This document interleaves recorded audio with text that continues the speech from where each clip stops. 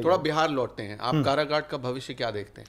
पवन सिंह काराकाट का भविष्य तो हम तो मतलब भारतीय जनता पार्टी के एक कार्यकर्ता हैं, हम चाहते हैं एनडीए वहाँ से जीते, लेकिन सीट जो है थोड़ा सा कॉम्प्लिकेटेड स्थिति में है, ये बात सत्य है। पवन सिंह के आ जाने के वजह से जो है ये लड़ाई जो है वो ट्रायंगुलर हो गया, त्रिकोणीय हो गया। और फिर भी जो है बीजेपी के साथ धोखा किया। बीजेपी के साथ कहाँ से, बीजेपी तो वहाँ पे बीजेपी नहीं, बीजेपी के साथ धोखा किया उन्होंने ना। एनडीए ने अपना उम्मीदवार उतारा, उन्होंने पहले बीजेपी ज्वाइन किया, उनको तो बीजेपी के साथ बीजेपी ने उन्हें मौका तो दिया था। देखिए पीछे तो वही हटे। सब कोई जो है उस हिसाब से त्याग नहीं कर पाता है। मैं तो चाहता हूं, भगवान से प्रार्थना कर रहा हूं कि भारी बहुमत से जो है पश्चिमी चंपारण लोकसभा क्षेत्र से डॉक्टर संजय जायसवाल जी जीते।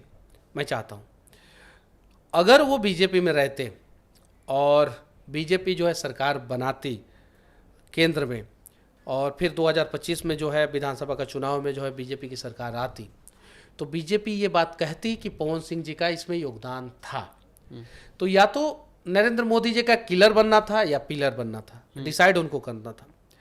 अब उनके कुछ समर्थकों ने सजेशन दिया होगा, या उनका अपना पवन सिंह कहते भी है कि पवन को कौन रोकेगा, मैं तो अपने मन का राजा। जब चली पवन तब नहीं, दबदबा था, दबदबा है, दबदबा रहेगा। और जितना चौक चौराहा पर राजपूत सब बांह चढ़ा के कहा है कि दबदबा है, जितना पिछड़ा है सब सुन रहा था। बोला नहीं, अच्छा, ये बातें जो है आने दो ईवीएम। नहीं, राजपूत समाज तो भारतीय जनता पार्टी के साथ है, उसमें नो डाउट। उसमें काराकाट में मैं बोल रहा हूं। नहीं, हर जगह मैं कह रहा हूं, वो कुछ लोग दिखेंगे, क्योंकि सबको पता है भाई राम जी का मंदिर, मर्यादा पुरुषोत्तम श्री राम, रघुवंशी, ठीक है, तो वो सारे राजपूतों को पता है। हालांकि कुछ सोशल मीडिया पे कुछ यूथ हैं जो पवन सिंह जी का सपोर्ट किए ये, लेकिन सबको पता है कि मोदी जी ने क्या किया है भाई। और पवन सिंह कितने भी बड़े हो सकते हैं, योगी आदित्यनाथ से तो बड़े नहीं हो सकते, राम जी से बड़े नहीं हो सकते, योगी आदित्यनाथ से तो नहीं, हम नेता से कंपेयर कर रहे हैं, हम तो योगी आदित्यनाथ जी से तो बड़े नहीं हो सकते। तो योगी आदित्यनाथ जी जब एनडीए में है, भारतीय जनता पार्टी में है, और बीजेपी को जिताने के लिए बोल रहे हैं,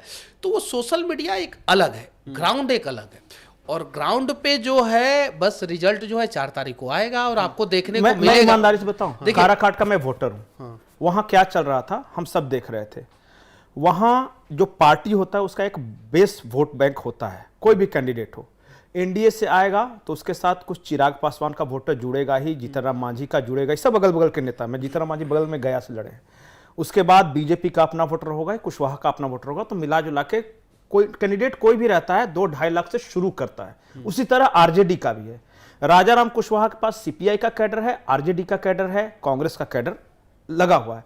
तो ये दोनों 2 लाख 2.5 लाख से शुरू कर रहे थे। वो आए हैं निर्दलीय, चुनाव के ठीक पहले। उनको 0 से शुरू करना है।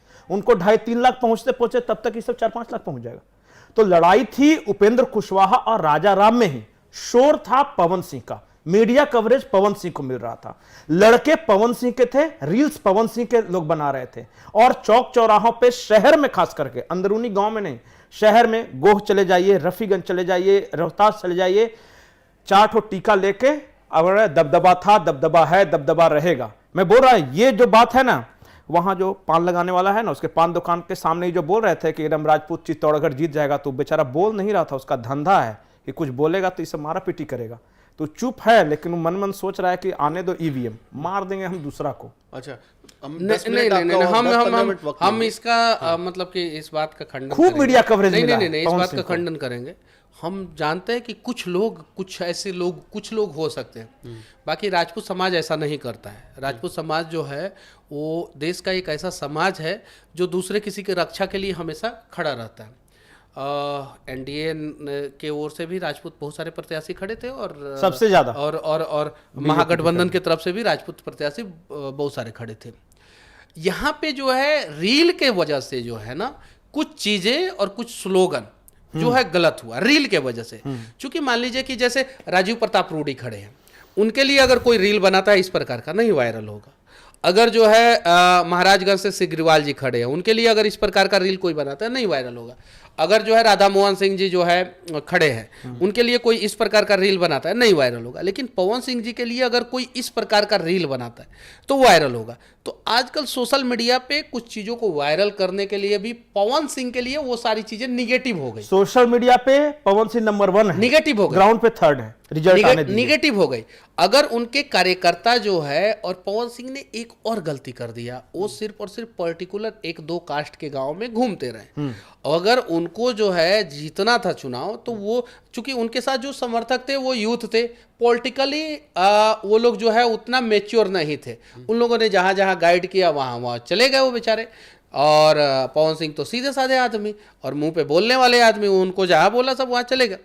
उनको जो है, उनके पास समय भी था, उनको जो है वहां पे जाना चाहिए था जहां पे इनका कोर वोटर नहीं है। इनका जहां पे वोटर है वहां तो वोट मिलेगा ही।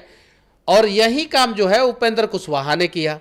जहां पे एनडीए का वोट है वहां पे चलो ठीक है, स्टेबल है, वहां पे उपेंद्र कुशवाहा को जाने की जरूरत नहीं है, टीम को जाने की जरूरत नहीं।